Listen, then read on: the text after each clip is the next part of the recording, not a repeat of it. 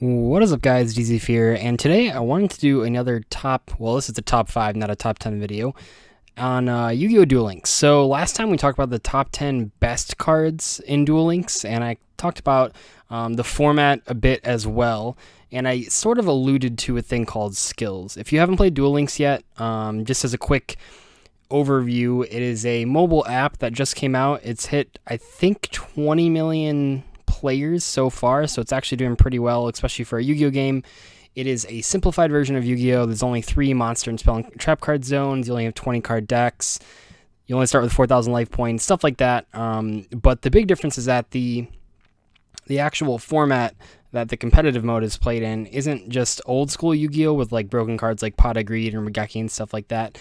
It is a completely different format from anything we've ever seen before, as shown by the top 10 best cards video. So today I wanted to actually talk about the top 5 worst skills in the game. The skills are abilities that each character has. In this game, you don't actually pick your own avatar that you make. You can play from one of the classic characters like Kaiba, Yugi, stuff like that. And then each of those characters has their own skills. One thing I would like to mention is that I'm not going to include any of the generic skills. There are several generic skills that are like absolute trash that all the characters can use at any point, but these are the ones that are character specific. Anyway, getting started at number 5, Kaiba's skill Beatdown. So this skill lets you boost the attack of all face-up attack special monsters you control by 300 per level 5 or more monsters you control. You can only use that skill once per turn. So basically, when you have at least one level 5 or higher monster, you can boost the attack of all the monsters that you control by 300 for every level 5 or higher monster.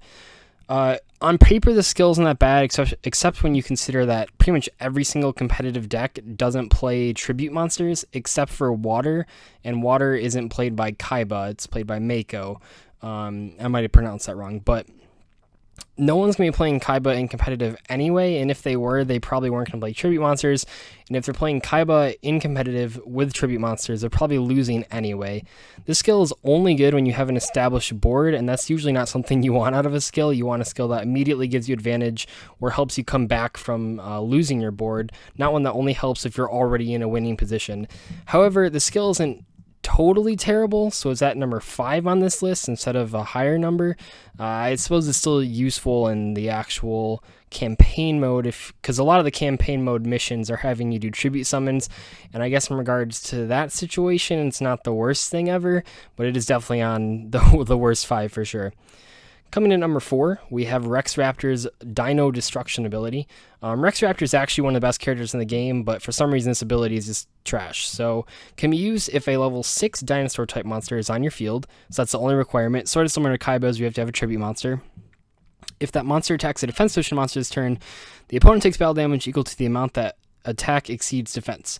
This skill can only use once per turn. Basically, if you have a level 6 dinosaur type monster, you give it piercing for 1 turn. Piercing has never been something that is important enough for people to actually include cards in their deck to give monsters. I know Fairy Meteor Crush is like the most common example, an equip spell card that its only effect is that it gives a monster piercing damage, and that was never played competitively ever because it's just not very good. Piercing damage is always something that's like an added bonus to playing a card.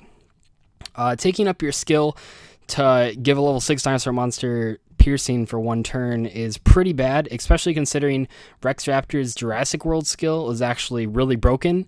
So there would never be any situation, even if you were playing level 6 dinosaur types, which you shouldn't be in the first place, but even if you were playing those, there would never be a reason to play this over the Jurassic World ability. Dino Destruction is, it's slightly more useful than Kaiba's because piercing can finish off games, and Rex Raptor is just a better character, but it's still pretty darn bad. Coming in at number 3, we have Tayas life point boost. So the life point boosts are all generic ones except for this one. So there's some where you increase your starting life points by a smaller number and reduce your hand by a smaller number. But Tayas life point boost is increase starting life points by 2,500, but reduces your hand by 2 cards. So basically, if you're going first, you start with 6,500 life points, which is pretty good. But you only start with 2 cards, and there's no first turn draw, so you'll be having 2 cards to your opponent's 5 cards. If you haven't played a lot of competitive Yu-Gi-Oh, like actual Yu-Gi-Oh, you might know that, or you might not know that a common phrase that's people use is that life points don't matter. In this game, that's not entirely true because there's lower life points, but just in general, it's better to have card advantage than life points in most cases. Reducing your hand by 2 cards is definitely not worth 2,500. There's a life point boost that gives you 1,500 life points for 1 less card in your hand. That one is semi-useful, I guess. But this one is definitely, no, you would never use this. This would just be terrible. I mean, no matter how many life points you have, if you have like no cards, your opponent's just going to kill you anyway. So don't run this skill at all. It's terrible. Coming in at number 2, we have Weevils, Moth to the Flame. So turn counts are double speed for any Petite Moth with Cocoon of Evolution equipped on your side of the field. If you don't know, Petite Moth is a normal insect monster, and if you equip it with Cocoon of Evolution, as turns pass, you can then get rid of them to bring out bigger incarnations of Petite Moth. Finalizing with Perfectly Ultimate Great Moth, which is like 3,500 attack points, but requires a Cocoon of Evolution to be on Petite Moth like forever, for like a million years. I actually don't know offhand. I think it's like 7 turns, but it might as well be a million years. It's never going to happen. With this ability, the turn counts are doubled for that, so it takes half as long to get to any of the evolutions. This is a bad ability because doubling the speed it takes to get to something that's so ridiculous in the first place doesn't make it any less ridiculous. Petite Moth and Cocoon of Evolution, even on this game, even casually, aren't good, so there's no reason to build a whole deck around them. I suppose, though, if you really want to build a deck around Petite Moth just for jokes, this is the best way to do it. At least in terms of it's going to be a lot easier than if you went on Dev Pro and actually tried to build this, because it would take a lot longer. However, Petite Moth is so garbage and so inconsistent, even for this game, for any game really. This ability is just useless. It'll never come up. You should never use it. So yeah, it's number 2. Coming in at number 1, we have what I think is by far the worst ability. Comes from Pegasus himself, Master of Rites. So there are a lot of abilities that start off the same way, that they can be used each time your life points decrease by 1,800. Then they give you a random card instead of your normal draw. However, this one's the worst because in your draw phase, instead of doing a normal draw a random ritual monster or spell card.